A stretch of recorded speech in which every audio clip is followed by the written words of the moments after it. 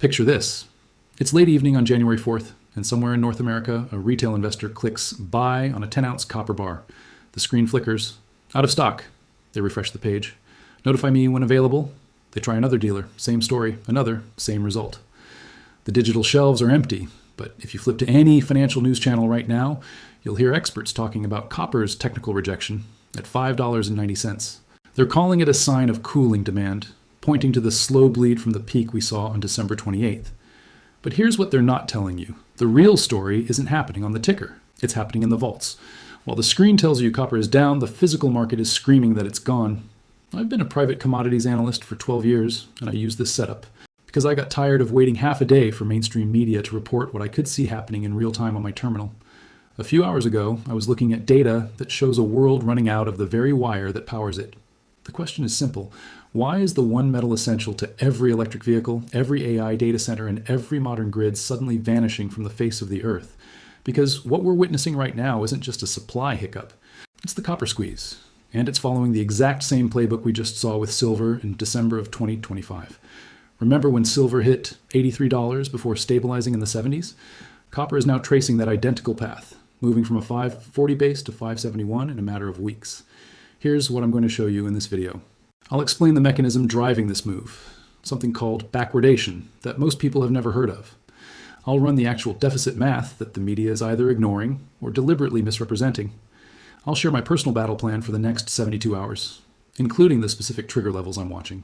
Because if this chart replicates what silver just did, 570 is the last exit before the vertical climb begins.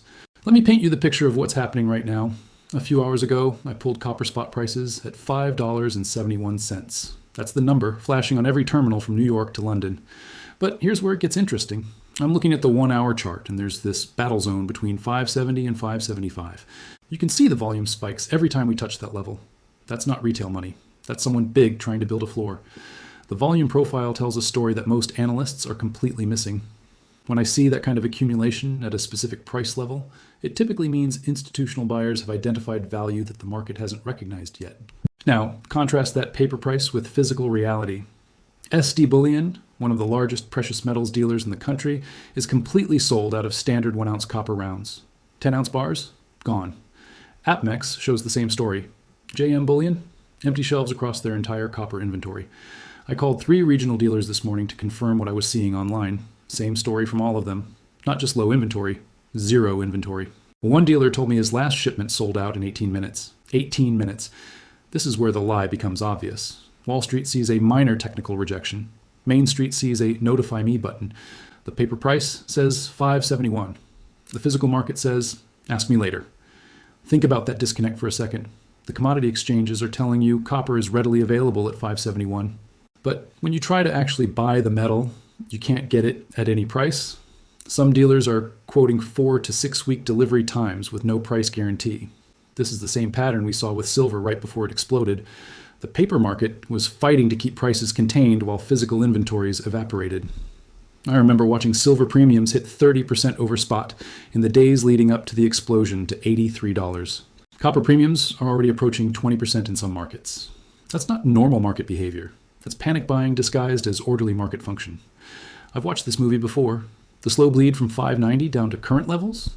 That's not weakness, that's compression. The spring is getting wound tighter with every day that passes. You want proof? Look at the London Metal Exchange warehouse reports. We're sitting at inventory levels that would constitute a 5-day cover against industrial demand. When that breaks, and it will break, the retail sellout becomes an industrial shutdown. The LME inventory data shows something even more concerning. The rate of inventory depletion has accelerated over the past 14 days. We're losing warehouse stock at nearly double the rate we were seeing in mid-December. And here's the kicker. Expect experts to start appearing on major networks any day now, claiming there's plenty of supply, just as LME inventories hit record lows. It's almost like they're reading from a script. The same script they used during the silver squeeze, coincidentally. I've seen this playbook deployed dozens of times over my 12-year career. Financial media provides cover for institutional positioning by downplaying supply concerns right up until the moment the squeeze becomes undeniable. Watch for the triggers. The 590 resistance level that's held us back for the past week. Daily stock reports from the LME that show continued inventory depletion. And most importantly, watch the battle zone between 570 and 575. The screen is lying to you. The real price of copper isn't what's flashing on Bloomberg. It's what you'd have to pay a dealer to actually put a bar in your hand. And right now, that price is unavailable. But before I share my personal positioning strategy, let me break down the mechanism that's driving this entire move. Because once you understand backwardation, you'll see why the situation is about to get much more explosive. Let's pull this apart. Backwardation is what happens when the price for immediate delivery is higher than the price for delivery months from now. In normal markets, you'd expect to pay more for something delivered later because of storage costs and interest rates. That's called contango. Backwardation is the opposite. It means the future is cheaper than the now. Think of it like this. Imagine you were willing to pay $15 for a gallon of milk today because your kids are hungry and the shelves are empty, even though the store promises a shipment next week for $4. That's backwardation. Here's why this matters for copper. When a market flips into backwardation, it signals a right now crisis. Industrial users can't wait for future delivery. They need the metal today, and they're willing to pay whatever it takes. This creates a feedback loop that destroys short sellers. As the immediate price rises above future prices, it forces more panic buying, which drives the immediate price even higher. The mechanism becomes self-reinforcing. Higher spot prices relative to future prices signal scarcity, which creates more demand for immediate delivery, which drives spot prices even higher relative to future prices. This is the mechanism that turns a rally into a squeeze. Silver went into deep backwardation right before its parabolic move to $83. The same dynamic is setting up in copper right now. I'm watching the March copper contracts versus spot prices, and the spread is beginning to invert. And once the market flips into deep backwardation, the price ceases to matter. Availability becomes the only metric that remains relevant to actual users of the metal. And that's exactly what we're starting to see. Industrial users are beginning to panic about securing supply, even as financial media talks about technical resistance and profit taking. The beautiful irony is that the more financial media talks about technical resistance, the more confirmation I get that the institutional buyers are accumulating aggressively. They need a narrative that keeps retail investors on the sidelines while they build their positions. The trap is being set. The moment copper breaks through 590 and holds for more than 4 hours, we're likely looking at the beginning of a parabolic move that could take us to 650 or higher in a matter of days. Now let me show you the math behind what everyone's calling the copper deficit, because the numbers tell a story that's being deliberately obscured by financial media. There's been talk of a 600,000 ton deficit this year. Let me be clear, that's an annualized projection, not something that happened in the last 4 days. I want to maintain credibility here, so let's stress test these numbers properly. Global copper consumption runs approximately 25 million tons annually. That 600,000 ton deficit represents roughly 2.4% of total consumption. That might not sound massive, but in commodity markets, a 2% supply shortage can create a 50% price spike. Current LME warehouse levels are sitting at approximately 150,000 tons. Against daily industrial consumption of roughly 70,000 tons, that represents slightly more than 2 days of global supply sitting in exchange warehouses. 2 days. Let that sink in. Here's the gap nobody's talking about. The 571 price assumes normal supply and demand dynamics, but you cannot buy physical copper at that price. The disconnect between paper and physical has never been wider in my 12 years of watching these markets. Stop. Look at this volume data. The volume spike at 575 isn't retail money. That's institutional positioning. Someone big is trying to accumulate before the crowd realizes what's happening. The order flow analysis shows large block trades happening every time we approach that level.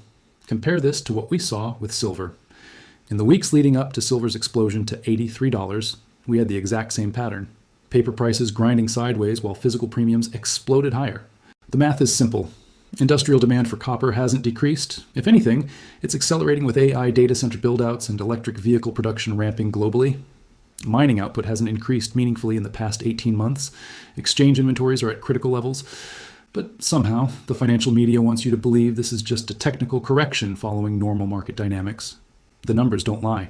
The paper market is fighting to keep the price contained, but the physical vaults are telling a different story, one of absolute desperation among actual users of the metal. I've run the math on copper mine production schedules, and there's nothing coming online in the next 6 months that would meaningfully impact this supply picture. The major mines are operating at capacity, and new mine development takes years, not months. Now, there are skeptics who will tell you this entire shortage narrative is manufactured. Let me address their strongest arguments head on, because I want you to hear both sides of this trade.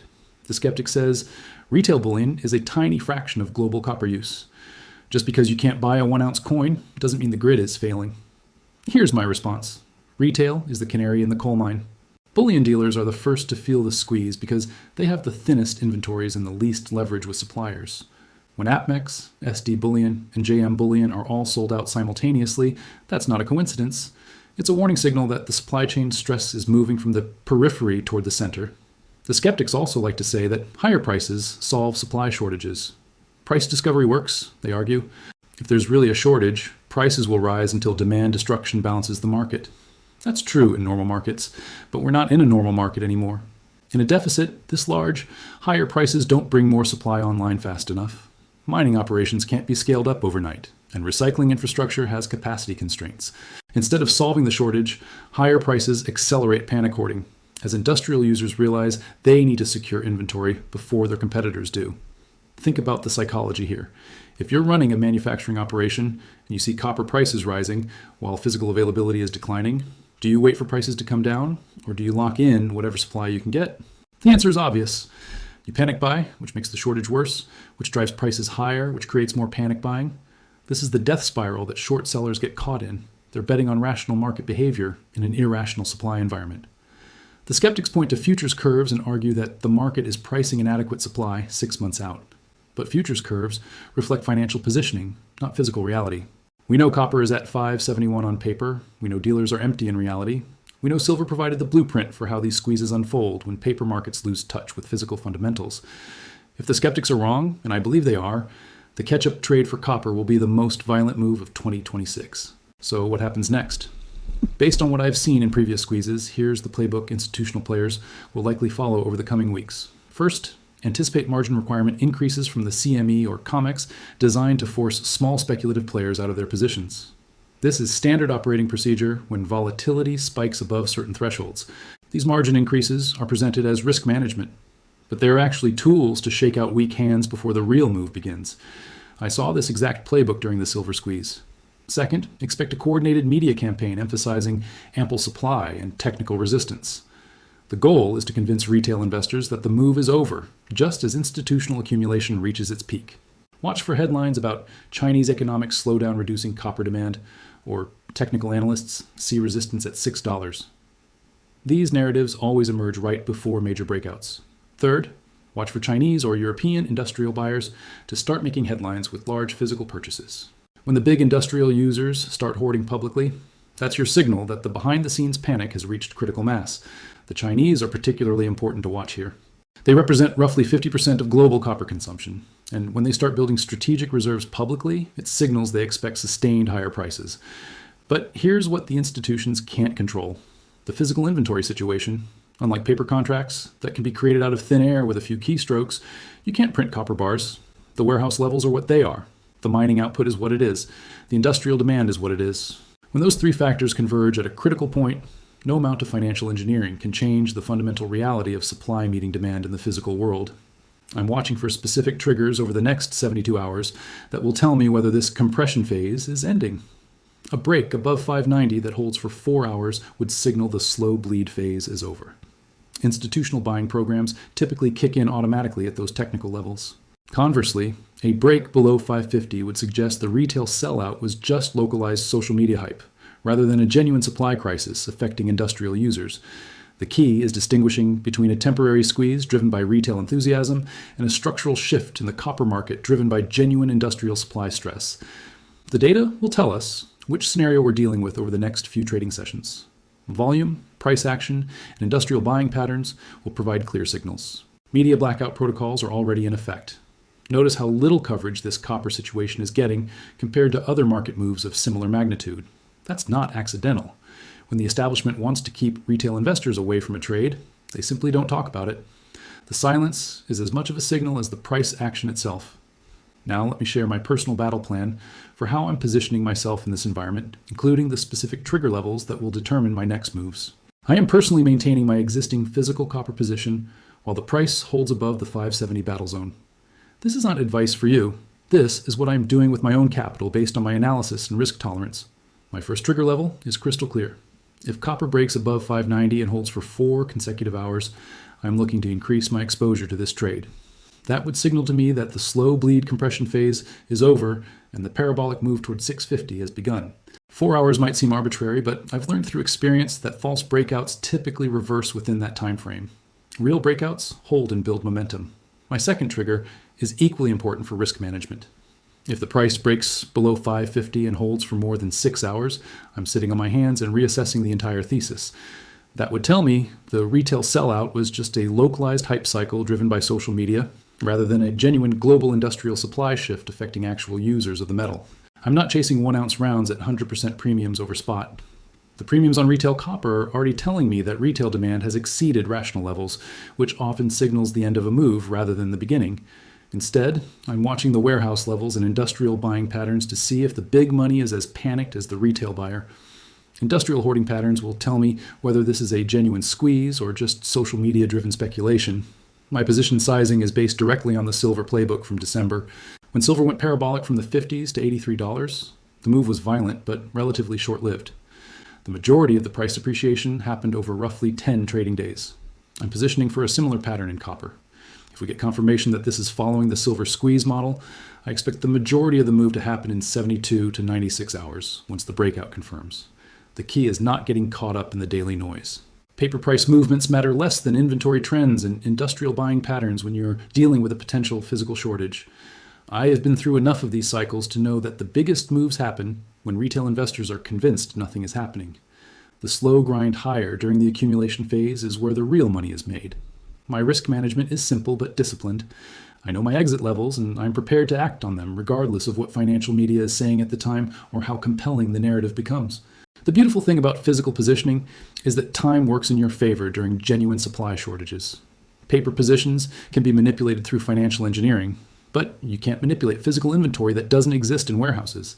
I have my level set, my position size determined. Now we wait for the market to show us which scenario we're dealing with. But here's what I'm watching most closely: the behavior of industrial users over the next week. If major manufacturers start announcing supply chain disruptions or inventory buildups, that confirms the squeeze thesis beyond any doubt. Conversely, if industrial demand patterns remain normal and manufacturers aren't scrambling for supply, it suggests the current tightness is primarily retail-driven and likely temporary. The market will tell us which scenario we're dealing with. My job is to position appropriately and react to what actually happens, rather than what I hope will happen or what makes for the best story. Experience has taught me to let the data drive the decisions, not the emotions or the narratives that inevitably develop around these types of moves. Let me bring this all together for you and explain why the next 72 hours could determine whether copper follows silver's path to explosive gains. Copper is sitting at $5.71 as I record this. Retail inventory across major dealers is effectively zero. The warning signs of backwardation are flashing red across my screens. The metal that powers every electric vehicle, every AI data center, and every modern home in the developed world is hitting a physical wall just as industrial demand reaches historic levels driven by the energy transition. This is following the exact playbook we saw with silver in December. The slow grind higher while physical inventory evaporates. The media narrative focused on technical resistance rather than supply fundamentals. The retail sellout happening weeks before institutional panic buying begins. If this pattern holds, we're looking at a potential parabolic move that could dwarf what we saw with silver's run to $83. But here's what you need to understand about how these squeezes end. They don't end gradually with orderly profit-taking and technical analysis. They end with violent, swift moves that leave most people completely unprepared. The transition from a contained shortage to a full-blown squeeze happens faster than most people expect. One day you're reading about technical resistance levels and profit-taking, and the next day you're watching industrial users bidding against each other for immediate delivery. The velocity of the move when it comes will shock people. Silver went from $58 to $83 in less than 2 weeks. Copper has the potential to move even faster given the tighter physical market. To really understand how this might play out, you need to see what happened to silver when it hit $83. The psychology of the move, the institutional response, the media coverage, and the aftermath that followed. I've put together a comprehensive deep dive on the silver squeeze postmortem that breaks down every phase of that rally. The accumulation phase, the breakout, the parabolic move, and the consolidation that followed. If you want to prepare for what's potentially coming next for copper, that analysis is essential viewing. Understanding the silver playbook is critical for navigating what could happen with copper. Watch that video right now to understand the complete playbook. Because if history rhymes, and it often does in commodity markets, the next few weeks in copper are going to be absolutely unforgettable. The setup is complete. The fundamentals are aligned. The technical picture is clarifying. The only question remaining is timing, and the market will answer that question for us very soon. And in my experience, when the physical market starts screaming while the paper market whispers, the resolution comes faster than anyone expects. The data doesn't lie. The inventory levels don't lie.